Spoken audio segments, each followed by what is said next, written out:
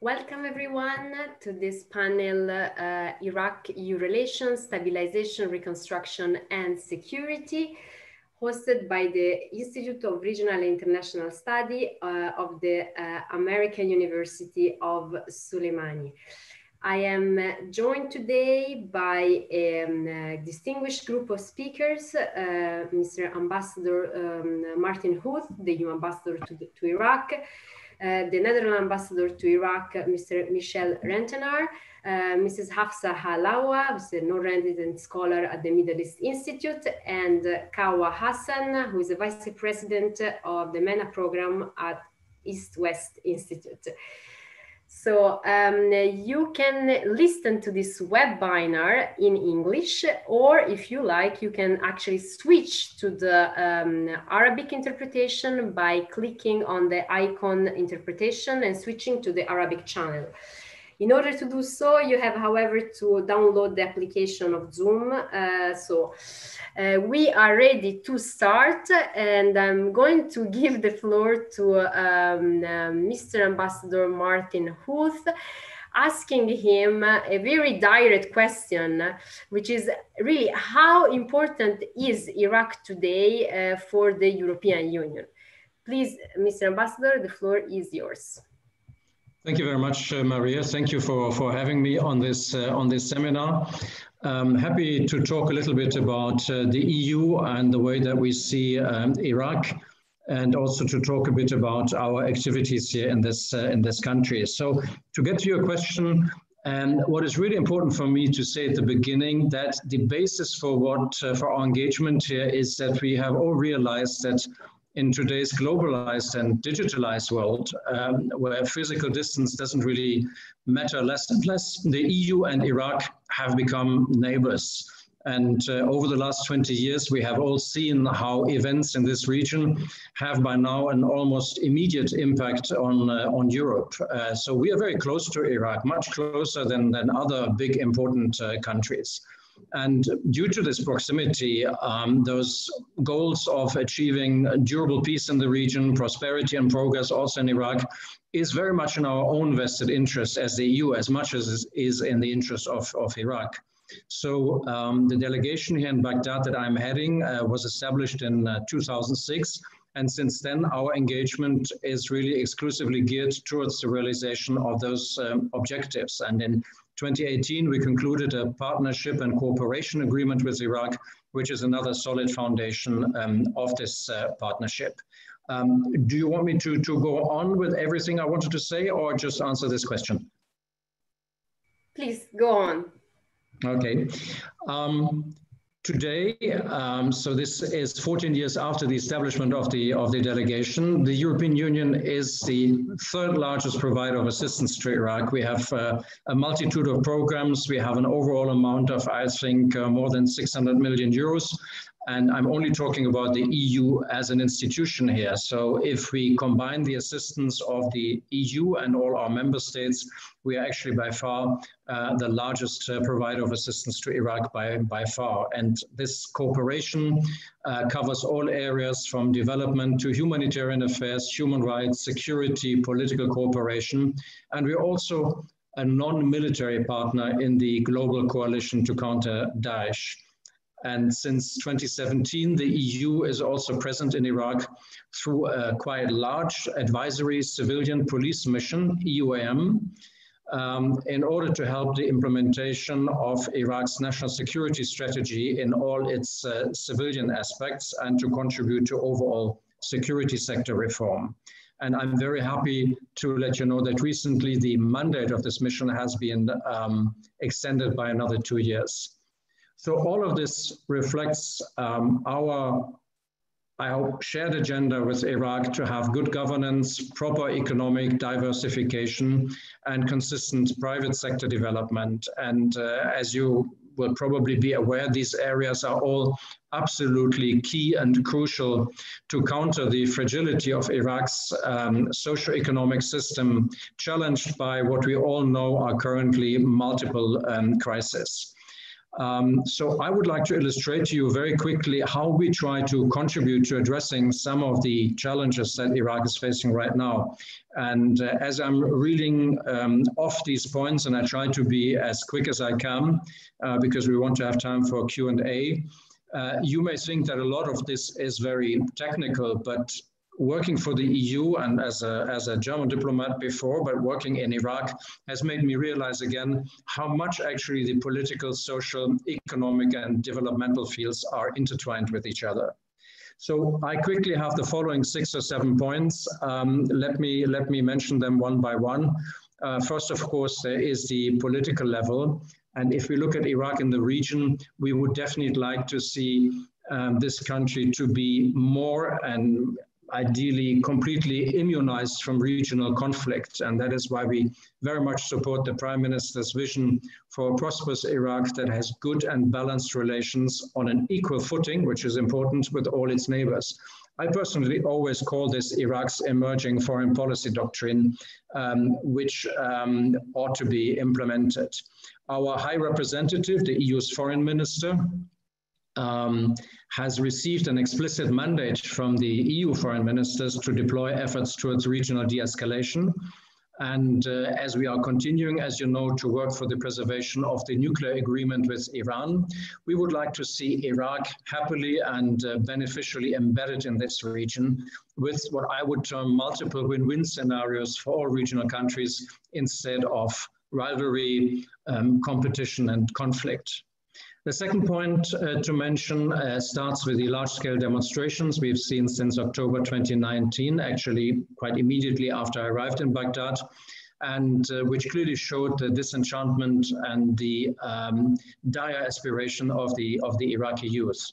The Tishrin movement, which I think can be seen as the biggest movement in Iraq's modern history, with the participation of hundreds and thousands of Iraqis, actually demands a system free of corruption and free of regional and international influence in Iraq.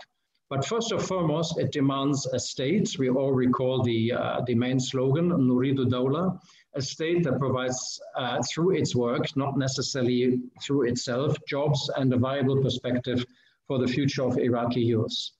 And this movement is, of course, also a way of expressing and showcasing the level of trauma, hopelessness, and destitution within Iraqi society.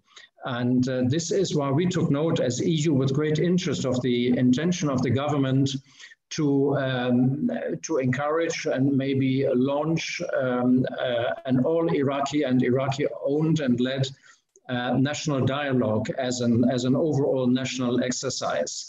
And we are looking at ways of how this idea can be supported. And you may see from this how our policy of supporting external balance, that was the first point I mentioned, is complemented with an effort to foster and to create more of an internal balance in Iraq. A third point to quickly mention is the resurgence of Daesh, but also again the demonstrations, how these issues highlight the need for serious structural reform to overcome the still one income-based or one source-based and hence undiversified, oil-dependent and fiscally wholly unsustainable economy, and the need to combat pervasive corruption and, most crucially, as I already said, the lack of jobs. And this is really the most immediate and fundamental challenge that Iraq is facing.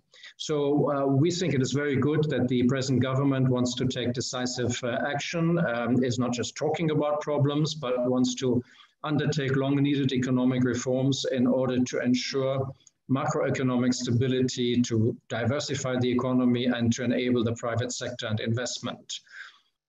So these issues are being tackled now. And the EU has just taken over, together with Germany, the co-chairmanship of what we call the International Economic Contact Group for Iraq, where the G7, the most powerful economic countries in the world, are united together with Iraq. And we will therefore remain closely engaged in the reform process. And as I'm talking to an institution that is based in Sulaymaniyah, let me also stress in this context how crucial it is to permanently and sustainably solve the outstanding economic issues between Baghdad and KRJ, again within the context of overall economic reform. A fourth point is related again to the youth, the reconstruction process, the need to invest in Iraq's youth, obviously with regard to education and job creation, addressing unemployment and creating entrepreneurial opportunities is crucial for that. And as EU, we are heavily invested in programs supporting job creation. I think this year alone with the Minister of Planning, I signed agreements totaling about more than 220 million euros for the purpose of supporting Iraq with social economic recovery, job creation, revitalization, the economy, and notably in the agriculture sector. And let me here also stress the importance of promoting technical and vocational education and training, something that we are doing through our cooperation with Iraq's 3 or 4 technical universities. COVID crisis, Iraq is heavily affected just as much as we are, just as much as the region is, and we are trying to help here. And I would like to place the EU's response to the COVID crisis in Iraq in a broader context, because the pandemic, together with the decline in oil prices, really adds to the challenges that Iraq is facing. The availability of basic services, education, health, but also the provision of jobs and livelihood opportunities, in particular for Iraqi youth and vulnerable populations.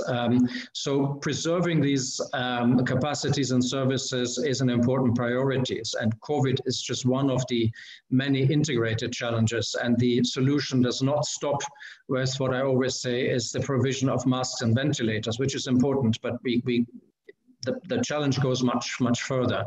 And this is why we have provided very quickly the amount of, I think, 160 million euros to address this social economic impact of the crisis, to reinforce our existing programs covering humanitarian needs, water, sanitation, etc., and prioritizing most vulnerable populations, such as the IDPs. And I'm almost done. Two more points. Again, as I'm speaking to an institution that is located in KRI, let me say that with our liaison office in Erbil, that was opened in 2015, we are also an important actor of the international community's engagement with the KRG. So apart from regular contacts with KRG officials and representatives of the various Kurdish parties, we maintain projects in a variety of fields: education, culture, health. I remember visiting the Sajnar Hospital last September in Suleimania, where we have an ongoing project on COVID. We are active in agriculture, the environment, energy, which is interesting because we are working on promoting solar panels in Kurdistan, and want to showcase that solar energy has a future in both in Iraq and in KRI. The Suleimania province is an essential part of our engagement in the KRI. I recently met with human rights defenders in Suleimania and was very impressed, and we are supporting Radio Nawa, which I found also very, very interesting and impressive. And this radio station has been well known for the diversity of opinions and views that are represented in its programs. Finally, and then I'm coming to the end, we are strongly involved in the reconstruction of the liberated areas. Together with UNESCO, we hope to bring back life to the old city of Mosul, which is a living symbol of the rich and diverse mosaic of identities in Iraq. We have a similar project in Basra as well. Cultural diversity and heritage are important values to us in the European Union, not just because they're essential to the identity of a multicultural and pluralistic country like Iraq, but also because of their great potential for boosting the economy and fostering social cohesion. Rural communities in liberated areas receive support from the EU because we all know that the plain of Nineveh, with the impact of Daesh, what was used to be the country's breadbasket, has become seriously destitute and the agricultural capacity seriously diminished. The water and agricultural infrastructure is lying down, so we are working there, and together with the FIO, we are supporting almost 10,000 vulnerable farming families, helping them to recover their agricultural livelihoods. I think that should give you an idea about the breadth of our activities, of our interests, and our support. And I'm looking forward to hearing your questions later on. Thank you. Thank you, Mr. Ambassador. I think that this has been a very comprehensive summary of the EU engagement in Iraq as a multilateral organization, but let's also remind our audience that there is also, in addition to the multilateral engagement, a bilateral engagement that every single EU member state does with Iraq. This is why we chose to have also the ambassador of Netherlands, who is one of the countries who has placed Iraq as a top priority in its foreign policy in the Middle East, as a speaker. And I will leave the floor to Mr. Ambassador, Mr. Michel Rentener, please. Thank you very much, Maria. Obviously, as a proud European, I would like to add my words to the previous speaker, Ambassador Hood, and say that indeed I very much agree with this first sentence, saying that Iraq, in fact, for us, is a country which is on the doorstep of Europe. It is very close by, and it is for this reason that we are a strong partner in Iraq. Happy to say that the Netherlands is maybe fourth or fifth donor or something, depending on what you count, but I would love to be part of being the first donor and count it just like Ambassador Hood did. The collective European effort in this country is enormous. Our cooperation is very much designed along the lines of what we feel are the needs and the priorities on both sides, so both Iraq and the Netherlands. Obviously, after the military defeat of ISIS, Iraq has been trying to turn the page. And the country is in a way in a rather crucial transitional phase in which it is necessary to consolidate this peace and security and lay the groundwork for better social and economic prospects for its people. So working on what we call legitimate, durable stability is very necessary to avoid a repeat of recent history. And that is not only in the interest of Iraq, because the emergence of ISIS was truly devastating for Iraq in the region. But it also had a very negative implication for Europe, including the Netherlands, and in terms of, for example, security, but also migration flows. And we have evidently shared interest when it comes to working on this durable stability in Iraq. In 2017, the Dutch government selected Iraq as a so-called focus country for its foreign policy. In fact, if I go back to the bilateral relations between Iraq and the Netherlands, I can go back a few hundred years, even before Iraq was the national state it is now. I've seen Dutch paintings, old paintings with ships with Dutch flags in the harbor of Basra, for instance, a long, long time ago. So this relationship is not something of today, but it's of a long, long time. And calling it the focus country actually helped us because this new status created for us the opportunity to increase the Netherlands' assistance to Iraq and to further strengthen that bilateral cooperation in several fields. I will take a slightly different approach to my colleague, Ambassador Hood. We've defined stability in Iraq along 4 different pillars.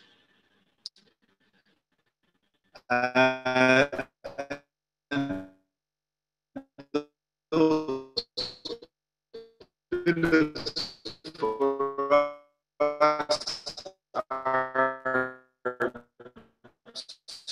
security, they are Mr. Ambassador, I think you're cut. Okay. There is working income, okay. And there is human rights. But this is how we have security. But apart from our participation, the Netherlands has also, I hope the connection is helping us, or was it bad? Is it back to normal now? Very good. So apart from being a member of the coalition to defeat ISIS, and of course being a NATO member in the NATO mission in Iraq, we also have a substantial, what we call stabilization portfolio, in which we focus on the rehabilitation of crucial infrastructure that was affected by ISIS presence. Let me just give you an example of capacity building of security in the justice sector. For instance, in this respect, we are working on the reconstruction of the main police station in Sinjar. It's just an example, but working on these building blocks, let's say the bricks and walls, is not enough, of course. We're also very much working on training the Iraqi police to address the needs of local communities and to better ensure their protection. So that's an example of the security field. Then secondly, migration. Legitimate stability, we feel, cannot be achieved if we lose sight of the many people on the ground that were affected by the conflict. So investing in protection, inclusion, and providing prospects for displaced people should be a central part of the route towards durable sustainability.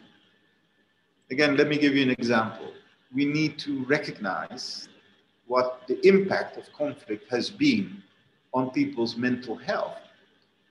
Attention to mental health is just as important as providing shelter or delivering food assistance. Unfortunately, mental health issues are still a little bit of a taboo in Iraq. And the Netherlands invests very strongly in training psychologists and social workers to make sure that thousands of people affected by the conflict can receive mental health and psychosocial support. And thirdly, work and income, hugely important, of course. Iraq has almost 1 million young people coming to the labor market every year. We want to invest in the youth who hold, we feel, the future of Iraq, and to stimulate better economic prospects for youth. The Netherlands focuses on facilitating entrepreneurial opportunities. The motto we use is think big, but start small. And the Dutch Orange Corners program supports Iraqi youth in bringing their entrepreneurial ideas to life. Despite the difficulties caused by the pandemic, 40 young entrepreneurs graduated from the first Orange Corners cohort in this year. Again, let me give you an example. It is a huge success. It is amazing to stand there, as I did, with these youngsters who have super bright ideas, but just don't quite make it to the market, let's say. So an example is, for instance, the company called Tabib Baghdad. It's an online platform that connects Iraqi patients to doctors. It started from the Orange Corners program, and it just raised 6 figures in seed funding. That's serious cash. It's a big step in the Iraqi ecosystem for entrepreneurship. So even more importantly, most of the graduate ideas were not only good business, they also helped tackle social problems. It was so inspiring to see many of those young, talented people together, ready for an important step in their lives. And we will continue to work with the government on strengthening the private sector in such a way, but also to invest in young change makers like that. And finally, the 4th pillar, human rights. All of these efforts that I mentioned will not lead to a legitimate, durable stability if we do not strive also for an inclusive, just society in which people's basic human rights are protected. So the freedom of expression and the press freedom, of course, are cornerstones of such a society. And protection of journalists, for instance, and accountability for violence committed against them are key. So which is why, again, as an example, the Netherlands supported the creation of a special investigative unit for violations against journalists. to make sure that such cases are effectively followed up in a manner that best protects the victims' rights. So finally, and here I will conclude, the Netherlands will stay determined to conquer Iraq's challenges together through bilateral but also multilateral channels like the EU, such as the framework of the EU, but also the UN. And it is not only my country, but also my personal dream and vision to work and to keep working for such a legitimate, stable future for Iraq and its people. I thank you very much. Thank you, Mr. Ambassador. Well, I think that it has been stated quite clearly by both ambassadors that a message which I think is very clear. I mean, Iraq it's felt like a neighbor to Europe at this point, so it's a very important and strategic partner. However, both ambassadors have also put a lot of emphasis on the importance of listening and partnering with youth in Iraq, both supporting or listening to the protest movement and at the same time also creating economic opportunity for them. So I would like to turn to Hafsa, who has been really following the protest movement since the very beginning and in constant communication with the civic organization on the ground, to ask her, I mean, how really close people in Iraq, young people in Iraq feel that, how close they feel that Europe is to them. Please. Thank you, Maria, and thank you to both ambassadors. It's a pleasure. Also, thank you to Iris for the invitation. I think primarily I'd like to caveat my intervention by saying that without a doubt, the onus on development, prosperity, reconstruction, reconciliation, rehabilitation, all the major challenges that Iraq faces right now is the responsibility of the government. And it is the responsibility of those quote unquote elected leaders in the country and the parliament to be able to respond to the many challenges. So with taking that as a caveat or a qualification to my comments, I think part of the, and tying into the question of civil society, I think part of the problem that we face with international support is a question of visibility. Having worked for the EU myself at a point in time and having been part for another period of time for a member state, for a ministry as well, and being within the development and donor sector as well as the UN for many years, there is always this attachment to the United States when it comes to Iraq. Iraqis themselves view the Western international community through the lens of US foreign policy and that binary of US-Iran. That is not necessarily a critique of the European Union or its member states. I think it actually serves as an opportunity for the EU. I remember once sitting in Brussels with a certain official who lamented to me at the height of the migration crisis, as the EU saw it in 2015, that the EU's major fallout from the engagement with Syria and Iraq is that it didn't have a military. And that, for the EU, we didn't engage militarily, and yet we bore the brunt of the military actions and the wars in Iraq and Syria. And to an extent, that's true.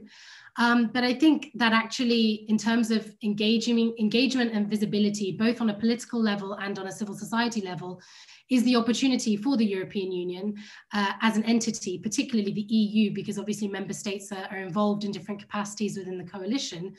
But the EU has an opportunity as a non-violent, close foreign ally and partner to all Iraqis. And that's a major selling point. It's a major visibility issue. And it also allows a sort of an unbiased positioning.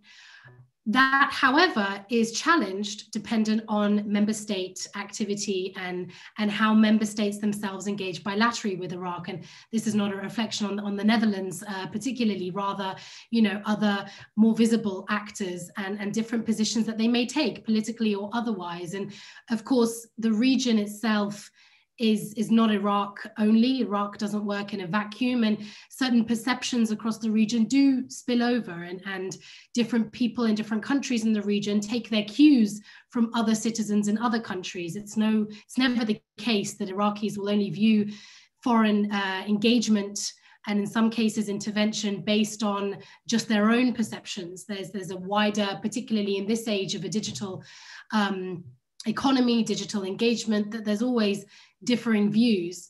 So there is that balancing act that needs to happen for the broader European partners, whether it's member state specific or EU, and in terms of their partnership with the United States as an actor. And I would point in that as well, the UK, the United Kingdom, and their very US allied, US centric foreign policy targets and ambitions.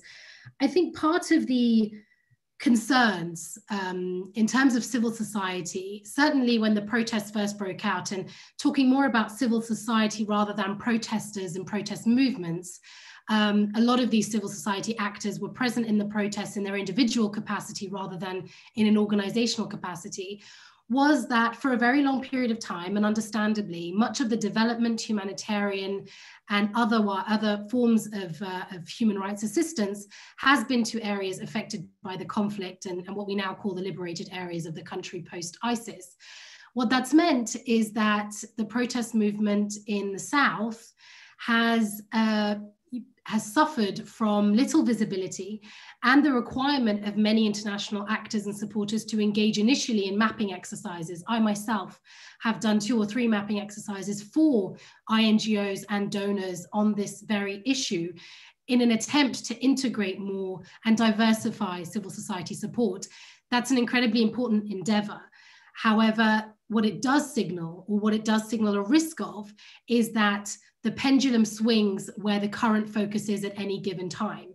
If conflict were to break out, if ISIS sleeper cells were to gather momentum in areas where they're still active, Diyala, Kirkuk, these areas, does the pendulum then swing back to focusing on these areas dependent on the kind of challenges that we see?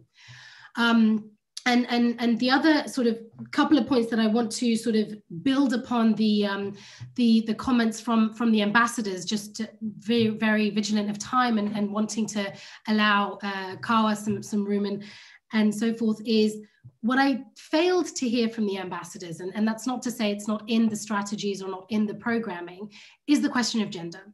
Now, the EU has a gender action plan. It has launched the 3rd stage of the new cycle of the gender action plan, where it not only integrates with member states, but provides annual global targets based on its strategies.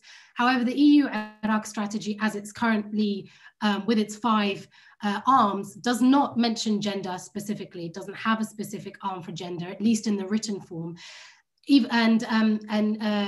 Just to mention about the Netherlands, I do know that the Netherlands have a gender justice component to their development and assistance, and certainly that's been activated on Syria as well as other countries. So my questions really to the ambassadors are related to, in terms of further iterations of this, other countries, Swedish feminist foreign policy, other feminist forward thinking development assistance is targeting gender, and I should say in that vein, climate rights as their new primary interventions across the region, but for EU countries, particularly the southern neighborhood.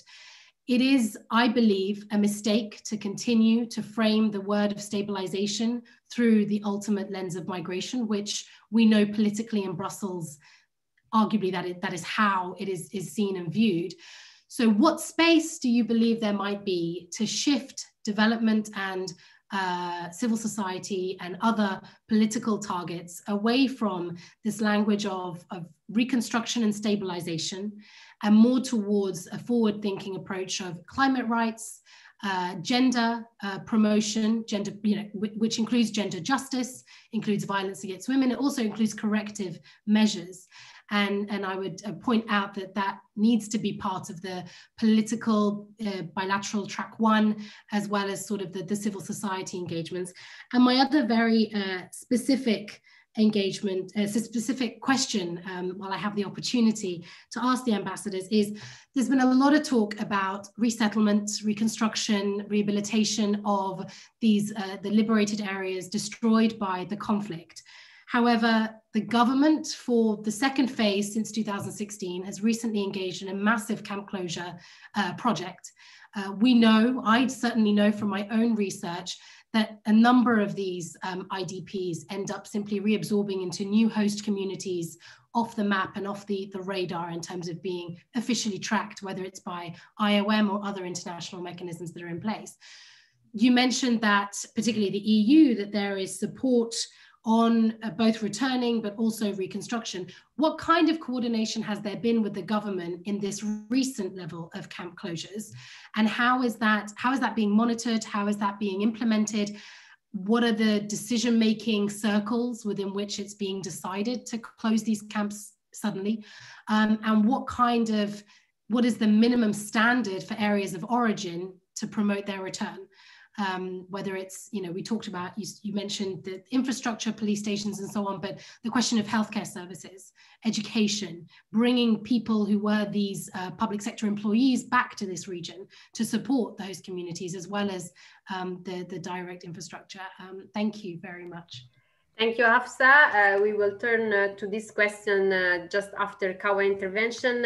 And now, you have mentioned, Hafsa, as well, something very important, this sort of, difficulties. On the one hand, Europe tries to really see Iraq and its neighbors as one of its neighbors. Iraq has a very important role and opportunity in de-escalation, but also there is this bilateral foreign policy, and each European state has its own alliance, whether some prioritize the alliance with the US. So, but there is one thing that indeed it's common, which is the fact that there has been an attempt of Europe, and Kawa has followed this very closely, to sort of encourage the relation between Iraq itself, Iraq and its neighbors. Specifically in this attempt to de-escalate tension at the moment where US-Iran tension were really at its peak. So how successful this has been, and how it can be more successful, Kawa, according to your experience?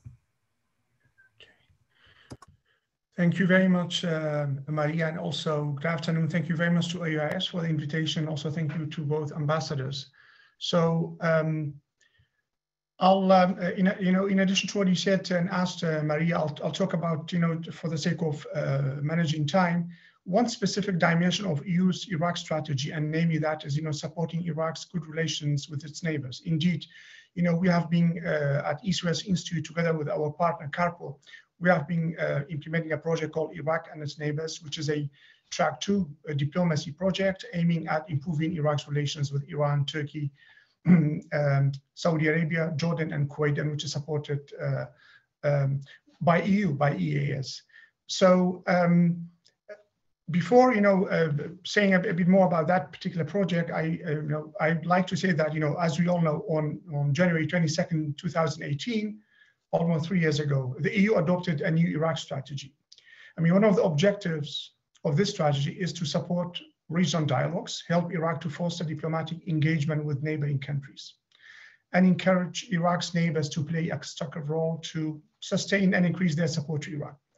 3 years on, almost 3 years on, I think this strategic objective is more than ever relevant for Iraq and the EU, but it may need to be updated and operationalized to reflect internal Iraqi and external regional developments.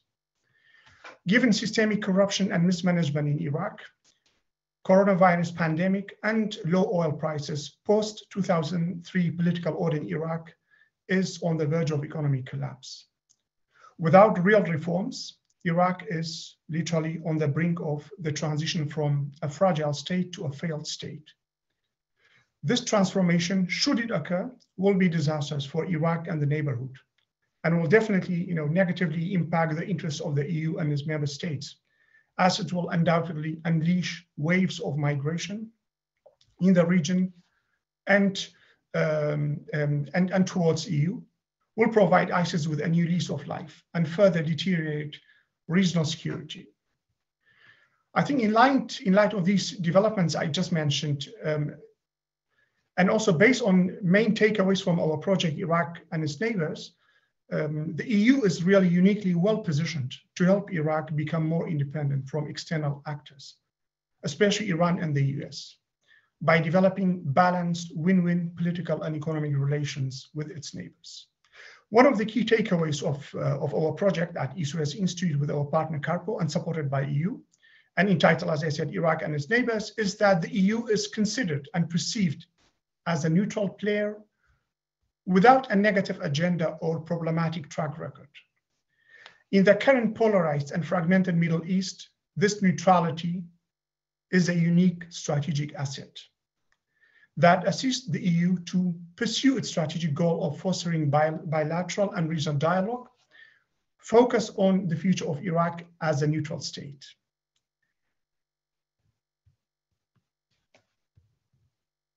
As we, I'd like just to briefly to go back to the 80s and, mention three main concepts which may help us, going forward and how EU can support Iraq's independence.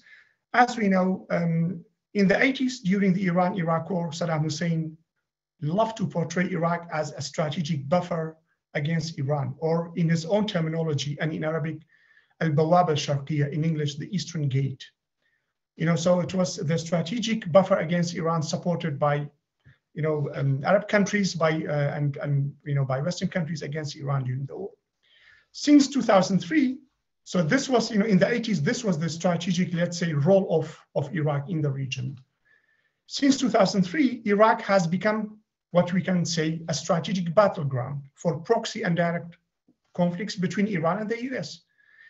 And recent history has shown us really that both roles have proved to be disastrous for Iraq and the region. So in my view, there is a need for the development of a third way, if you like.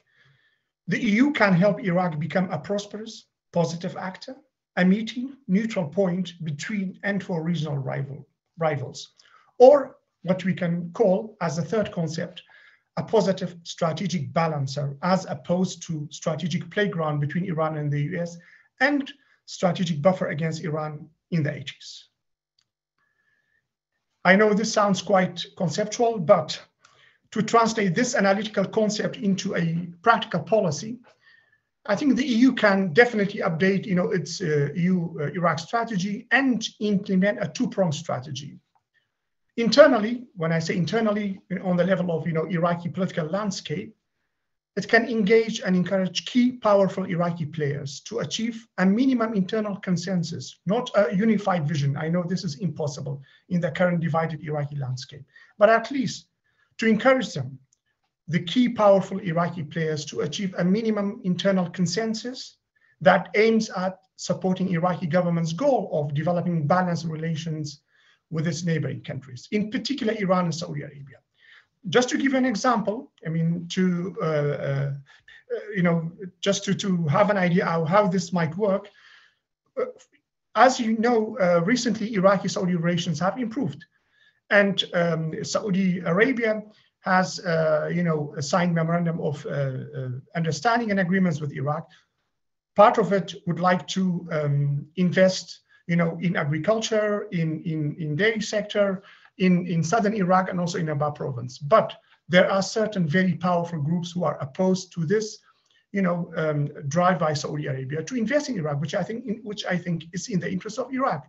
So some of those who are against this, Saudi, interest to invest in Iraq, they call it even in Arabic, istimar wa laysa istithmar. It's an occupation and not an investment. So here, this is a clear example of how internal Iraqi polarization impedes Iraq to achieve a balanced relations with its neighbors. I think here there is definitely a need, and EU can engage on high level, but also on non-official level, key Iraqi players who are opposed to these kind of approach, interventions, investment by Iraq's key neighbors to support its the reconstruction and development of Iraq, and to make sure that these groups who are opposed, in this case, Saudi Arabia, but in other case could be Iran or Turkey, that the key Iraqi players achieve a common, a minimum consensus that this is how we see a balanced, neutral, independent Iraq, and this is how we see that its reconstruction and development could be supported by developing balanced relations with its neighborhood. Externally, and by this I mean on the regional level, the EU can engage the Iraqi neighbors to develop balanced economic political relations with Iraq, instead of simply, which is the case actually right now, instead of simply seeing Iraq as a market for their products, and hence correct the current imbalanced trade ties, on the one hand between Iraq on the one hand, and particularly Turkey and Iran on the other, because the current trade ties, it's not in the interest of Iraq, because mainly they export produces to Iraq while Iraq has little to offer in the current climate.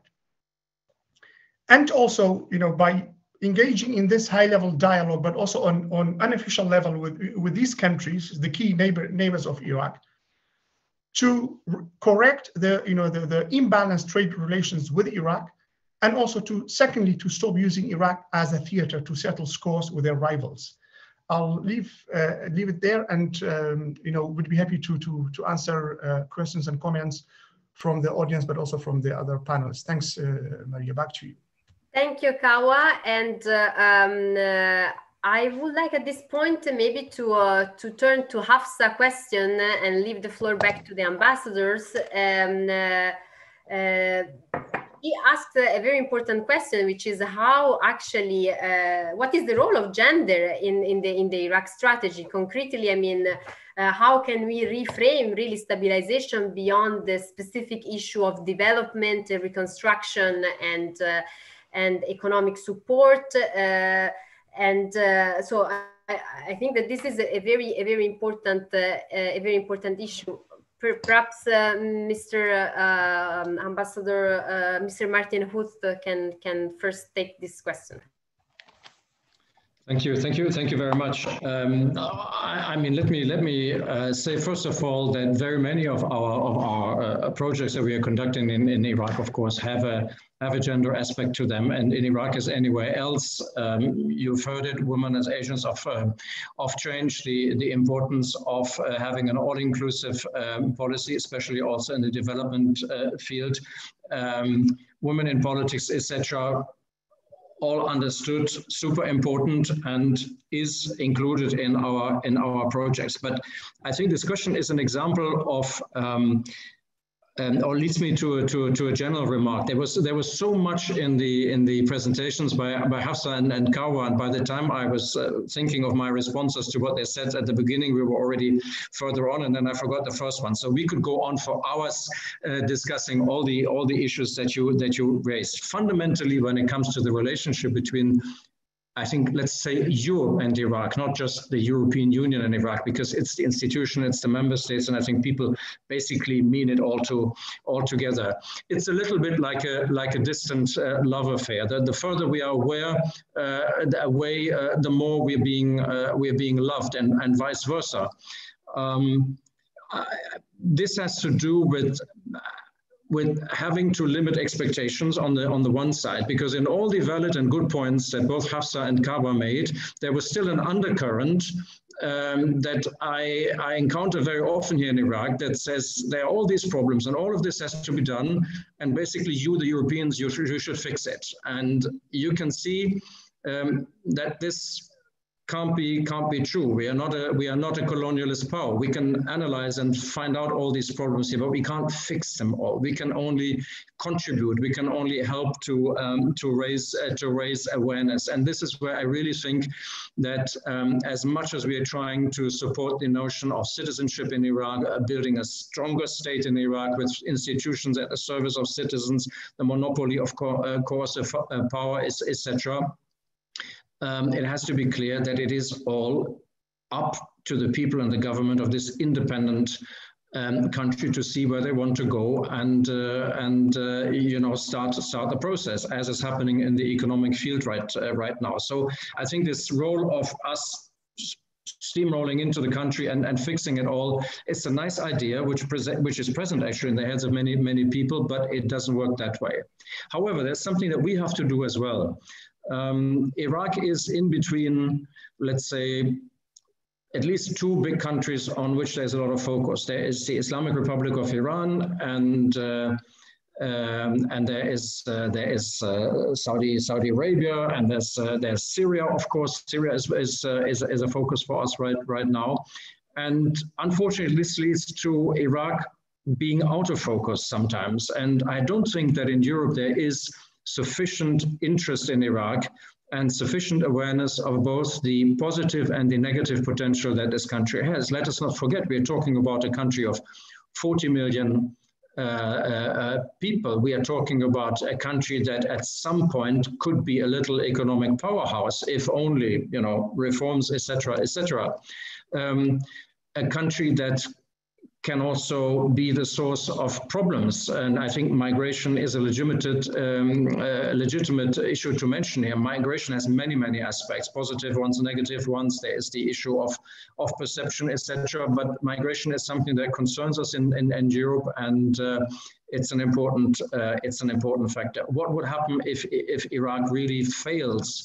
And again, it is a big country, and it will have all sorts of consequences for Europe. I would like to believe in working towards fulfilling a positive scenario, and that takes me a bit to what Kaveh said when he described the situation of Iraq. And Kaveh, you may recall that we discussed this before. Iraq has a very peculiar and very important position in this region, being historically, geographically, etc. By its tradition and by its history, it is a kind of buffer state. And there are two kinds of buffer states historically. One is the buffer state that is abused, exploited by its bigger neighbors, and suffers and doesn't have the oxygen to breathe and to develop, and is basically suffering. And the other one is the model of the positive model of a country that is in between various forces and actors, but that manages to somehow benefit from this position, where, you know, everyone can meet, and where there is no conflict, but where there is mutual benefit and trade, etc. And I think this is what this foreign policy agenda of the government of Iraq is trying to slowly achieve for this country, and I think that is a very, very promising avenue. And when we say equal and balanced relations with all its neighbors, we actually mean all its neighbors. That maybe already makes us a little bit different from other actors who may think that not all actors should be included in this scenario. And we think everybody has to be there at the table, but everybody has to recognize Iraq's sovereignty and again, provide the space and take part in these multiple win-win scenarios. On the camp closures, because that's really dear to us at this moment. If I can say one moment, I don't have to go through the whole list, so I leave some for Michel as well, my Dutch colleague. On camp closures, so we are struggling. We are really concerned by what is going on. I think we agree with the government of Iraq that camps are not there for all eternity. I would go so far to say, in a certain way, whenever you're in a situation where you create camps in the first place, you're already creating what at some point is going to become a problem. I mean, that's what the experience with other scenarios have shown us. We understand a little bit the reasoning of the government, which is to say the time of war and terrorism in Iraq is over and people should basically be able to go home. Fine, but the focus must not be simply on closing the camps, but it must be on the people. And you know, you talked about the standards. We all know what they are: voluntary and dignified return being amongst them.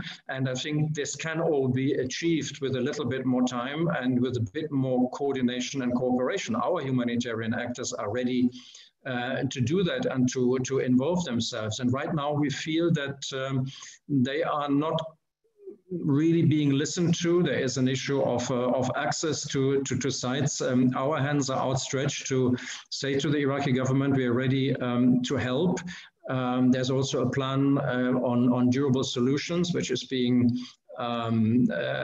developed by the Ministry of Planning. We're actually having an important meeting tomorrow on this issue, and we do hope that we can get to a scenario where this issue is handled in a more coordinated way and with more emphasis on the fate of people who may otherwise, either not return at all, they just stay outside the camps where they are, or they do return home and they have no homes, or they return home and face a lot of hostility for a variety of reasons. And then you just create other problems for the future. So it's one of the main issues we are debating at this time with the government, and I fully share your concerns. Thanks. Thank you, Mr. Ambassador. And I would like to give the chance also to the Ambassador of Netherlands to respond, because you have also highlighted an important point, which is Iraq should be more of a priority in Brussels, and for the negative and positive scenario that it can bring.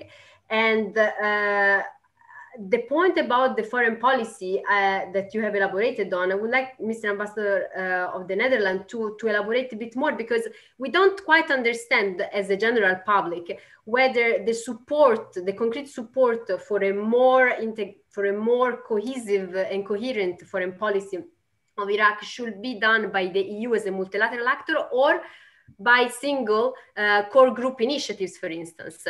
And of course, feel free to also answer all the other questions that have been raised by Hafsa. Thank you very much. I'll try to do both and shortly.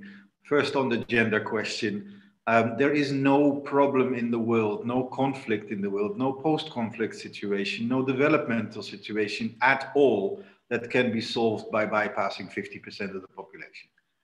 So the reason I didn't mention it is because it is completely integrated in everything we do. And there isn't a single project that will pass my desk if it hasn't gone through a gender test. So rest assured that this is way, way deep engulfed in everything that we do. 50% of the Orange Corner projects are women, not because we have to search for these women, because they have super bright ideas. So you don't even have to help it to make that start. When we recently, this week, we signed drinking water projects in Basra, for instance, another 6 million. All of that is geared towards the gender situation, because that is the way to actually get it done. Gender is not about the emancipation of women. Gender is basically a better way to make things work. So I am 100% convinced, you don't have to convince me of this. This is the way we handle things. Climate, you mentioned. I think this is absolutely the issue that is probably one of the most important issues. And I'm saying this slightly biased because my previous job was climate ambassador for the Netherlands. So I was one of those who negotiated the COP21 in Paris. And this, of course, is one of the major challenges of Iraq also in the near future. Iraq used to be a country abundant of water. It is the two big rivers. Nowadays, we're struggling to get a drop of water down to Basra because of the dams, because of the population growth, and because of climate change. So all of that needs to be very much on our minds. And for instance, the climate change for me is something that I almost daily I negotiate and discuss this with actors where we particularly are strong. Obviously, there are differences between European countries, but if you can say one thing about the Netherlands is that A, we're super flat. B, we are the #1 country in the world on water. Everyone knows this. So that all of that is linked very much to climate change, and it's linked to the work and income agenda. So all the time we try to link those issues and discuss it at the highest level possible, let's say. Total agreement with Ambassador Hood, full understanding that this is an Iraqi sovereign right, that this is a election promise, bring our people home, but the but, of course, is that it's going too quick, uncoordinated. Us, the UN, the international community, the NGOs, we don't really know more or less where people are being sent. Is it secondary displacement? Is it tertiary displacement? Are people taking up refuge somewhere else? There's no house ready, no job ready, etc. So yes, understanding for the policy of trying to basically solve the problem of the IDPs, but it's not being done in the right way. So this is something that even this morning, I was having a meeting with the Minister of Planning, and it was the major item on our agenda. And then finally, on the difference between the EU and the bilateral countries. That's an interesting one. When you ask about the marriage, which one is the more important, the man or the wife? I mean, we're married 27 together. It's a super complicated marriage. But we also have differences in things that we can offer. There are small countries, bigger countries, different capacities. The one thing that unites us, though, is that Iraq is the country on our doorstep. And whether it has to deal with migration relations, terrorism relations, economic relations, developmental relations, it could be many different fields. We all try to do what we can do best. But one thing we should realize, and this is my warning also to you and perhaps also other listeners into this seminar, do not think that Iraq is a developing country that deserves somehow 20, 30, 40 years of development assistance from the European Union or its member states. That is not going to happen. The reason that there suddenly is now a lot of money available for reconstruction efforts in Iraq has to do with the internal politics also of European countries. And that is an important thing to keep in mind.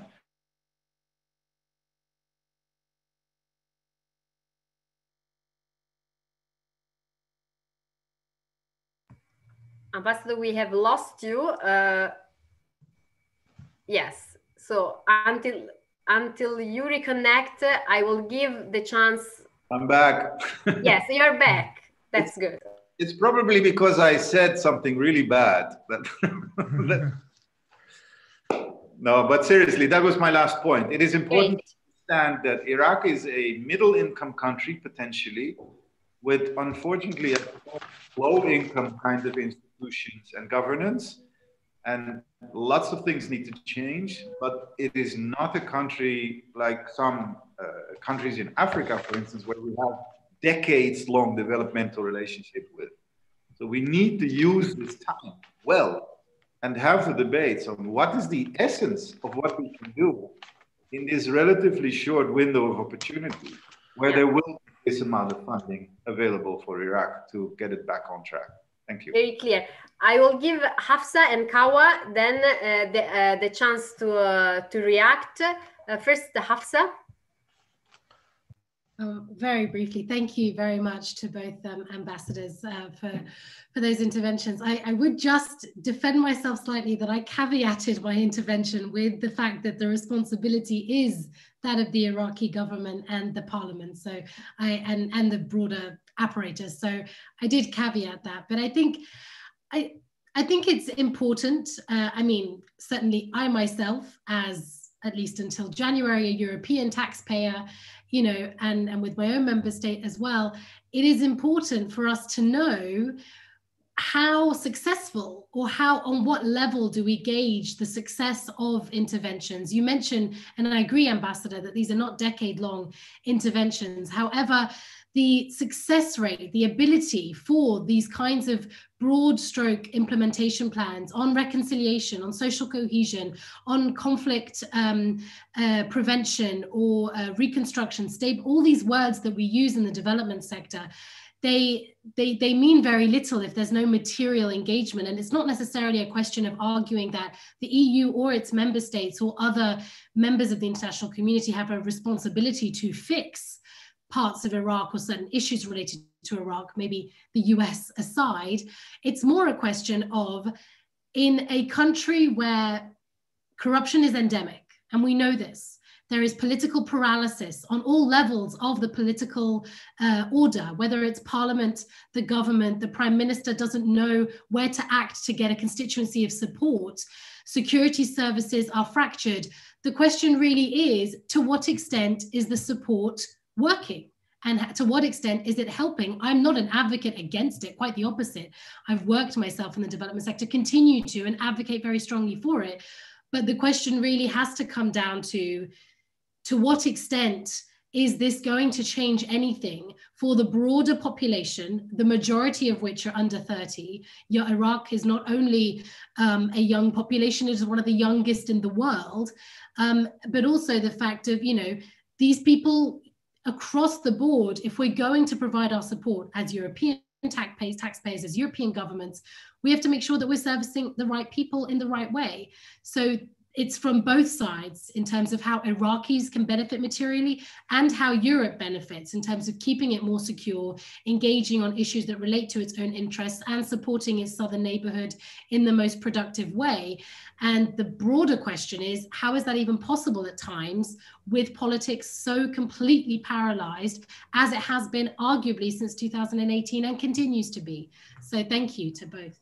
Hafsa raised a very important question. Very shortly react to that? Yes, please. No, I think you hit the nail on its head. The one thing, of course, I can say, I will never claim that either a bilateral country like the Netherlands or the larger EU would be able to solve all problems in this country. No way. But I do know that I can say for a fact that we do our damnedest best to make sure that where we spend some Dutch euros or European euros, if you like, in a particular smaller project, that it will be used for changing dramatically the life of that particular person. And this we can see and we can vouch for. And we can see that people who are returning from camps, displaced people, horrible situations, for that person, it makes all the difference. The same in a more positive light. The young person that came to me with the idea of that those projects in the orange corners, they are amazing. If you can link them to actually finding the investment, and then they will do the rest themselves. And the same is true for a farmer that I found who was like Kawa, ended up in the Netherlands for a while, learned Dutch, learned about flowers, came back here. We could give him a little bit of seed money, and he's now opened one of the largest flower growing shops. Stuff like that. This is what will change the future for those people. And the rest we have to do as well. Of course, we will have to support the institutions, which takes years and years, especially swimming against the swamp of corruption, the swamp of political paralysis, as you call it. But we will do both. We will change the lives of some individuals and work on the macro side. Kawa, your turn eventually. Thanks. I told you about my unfortunate time constraints. Could I maybe just come in for a second? Please. So yes, Ambassador Huth will have to leave. Sorry for jumping the queue. Yes, very shortly. Yeah, I would have said the same as Michelle. Of course, our taxpayers, especially when it comes to the EU, they very carefully look at each and every cent that we are paying, and this, of course, necessitates that every project is evaluated multiple times, also through a gender perspective. And I've just also been told that we are actually involved in funding a gender center at the American University of Sulaymaniyah. So I think this really has to be mentioned here. But my fundamental point is, and I come to realize this more and more, that we talk about we are now neighbors, etc., and there is this misconception of each other. When we are neighbors, we have to start to act as neighbors, and we cannot simply see each other either as some idolized version of the perfect world, maybe, which is part of the perception from here towards Europe, and we must stop as Europeans to see this region exclusively through the prism of potential or actual trouble. I think that is the real challenge that we face also as citizens of our countries, to be able to get a little bit closer and see that. Well, the negative way is to say we are not doomed together, but we have a joint fate in this world. The Syria conflict has really showed this to all of us, and there are some positive lessons to be drawn, which takes me to the positive effects of migration again. But to really engage or to develop a perspective where we say, this is my neighbor. And there are not any preconceived perceptions, but we have a joint future together. And once we get there, I think you know, the relationships will become deeper, and we will be able also to meet on a much more constructive and let me say interactive manner on all levels. Maybe that is the task for the young generation on both sides now, our children, etc. Thank you. Thank you, Mr. Ambassador, and I will turn now to Kawa. Yeah, thanks, Maria. So, Ambassador Huth, I couldn't agree more with you on that. First and foremost is the responsibility of Iraqi leaders. Those who came to power in 2003, they built this system to fix the problems of the country. No power on earth can and should fix Iraqi problems. It's the responsibility of Iraqi leaders, first and foremost. So I think on that, you know, we are in complete agreement. But EU, I come back to that. What is the role of EU? From our conversation with Iraqis, Iranians, Turks, Jordanians, Saudis, they all say across the board in various, you know, degrees, EU is perceived as a neutral player. So this perception is positive. This is a positive perception, which is good, which could be utilized as a strategic asset to, you know, to pursue the goal of, you know, helping Iraq to arrive at its own foreign policy doctrine, which is a stable, positive buffer state. Back to you. Yes, and this leaves me also to the opportunity actually to report some of the questions from the audience, one of which had been related to the EU projects. There is one person from this who say like, there is all these projects that the EU is doing bilaterally, multilaterally, but it looks like that they're all scattered. We have difficulties to make sense. So how to be more strategic, how to place the EU on the map? And I think I would like to ask this question to our speakers for the last word, because I think it's to have a more strategic role of the EU in Iraq is a key thing, and more visible also. So a last word maybe from we can start from Ambassador of the Netherlands, Michel Rentenaar, and then Hafsa, and then Kawa. I thought you wanted to ask Kawa to come in. We haven't heard from his comments yet. Shouldn't we ask him first? Okay, of course, yes. Okay, thank you very much, Ambassador. So, I mean, myself also, I used to work in the development and emergency, you know, sector before, and I know the difficulty of when you have all these different donors with different projects, you know, trying to coordinate and make sense of who's doing what and how they should cooperate is a mammoth task. Having said that, there should be always, you know, as a rule, you know, better coordination. There should always be, you know, look at where we can complement each other as donors. And I think when it comes to EU, and since I've been asked only to ask about EU and not, you know, like individual, you know, member state, I think again one of the key takeaways of one of our projects is that EU is doing a lot, but is doing little to be visible, like what they do also in Iraq in terms of, you know, being more visible, having maybe a stronger visibility strategy as what they do. So with that, you know, I'll get back, I don't know, go back to Ambassador Rentenaar. Thanks. No, I totally agree. I think we can do more to be visible. I think beauty is also in our diversification. As I mentioned earlier, the EU is a large organization, of course, and very happy that we now have also an EU representation in Iraq for the last, 10, 14 years. So that is one thing, but you should also keep in mind that these different European nations are also different and have different expertises and different fortes and different strength. And that is what makes it beautiful. The whole European project as such is made beautiful like that. And it's the same in Iraq. And unfortunately, there is so much to do in Iraq that there is enough for all of us, let's say. And there is not a huge risk of duplication of efforts, let's say. There is so much to do.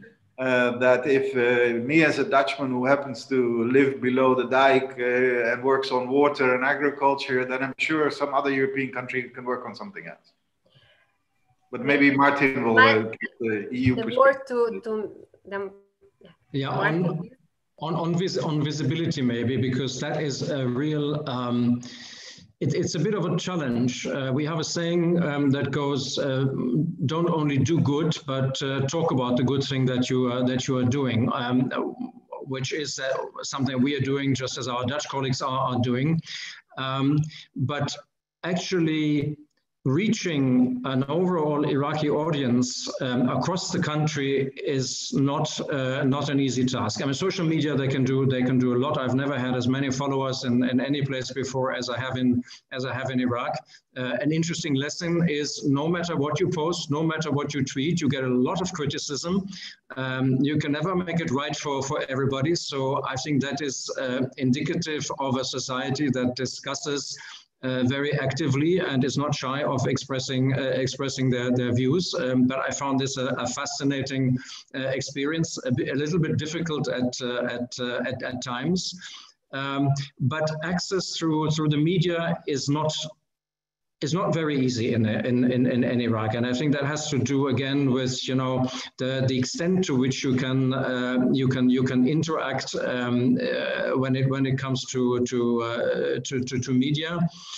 Then, of course, sometimes there is the language barrier. And let us not forget that unfortunately, due to still existing security constraints and now coupled with the COVID crisis, we are severely limited when it comes to traveling in this country. That should be the essence of our work, to go and meet people. I was a number of times in Erbil and Sulaymaniyah. I recently visited Najaf and Karbala, and there's still many places on my list which I should visit, and that is actually very difficult to do. So in this regard, unfortunately, Iraq is I would say, exceptionally difficult. I would hope that it would be easier, and that it would be able to meet more people and to do what, as a diplomat, you're supposed to do, to feel and smell and taste the country that you're in, also to get a good feeling. As Michelle said, we are doing a lot, but we can improve, and I hear this quite often, and I take the point.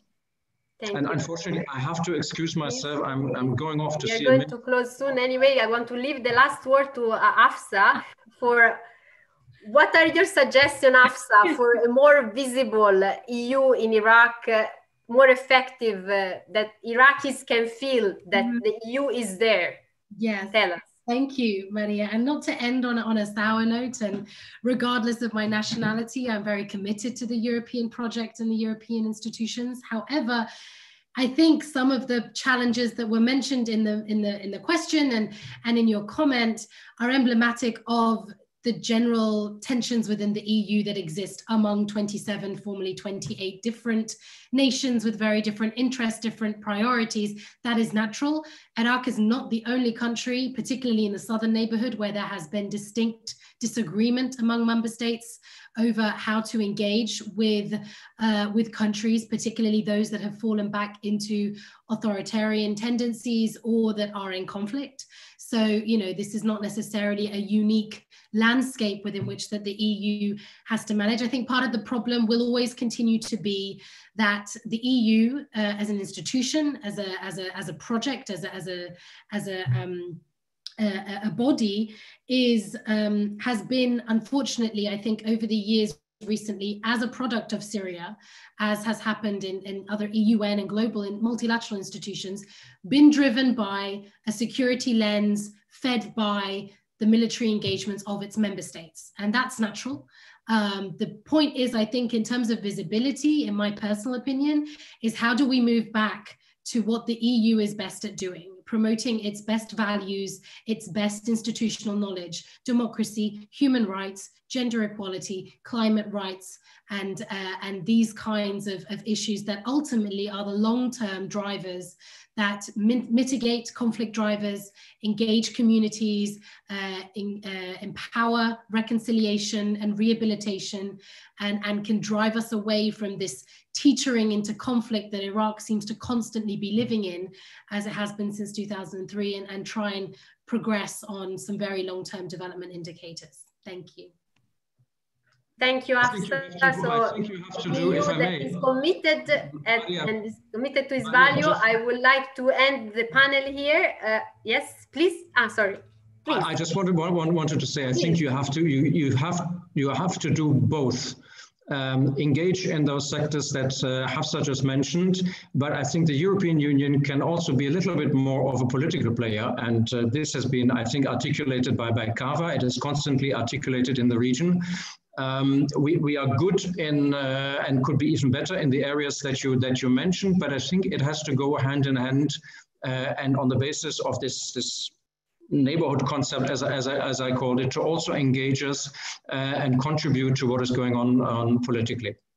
Thank you, Mr. Ambassador, and you that is committed to its value, and it's more political. I will end this panel here, and thank you again to Hafsa, Martin, Michelle, and Kawa for their participation today, and thank you for the audience for connecting.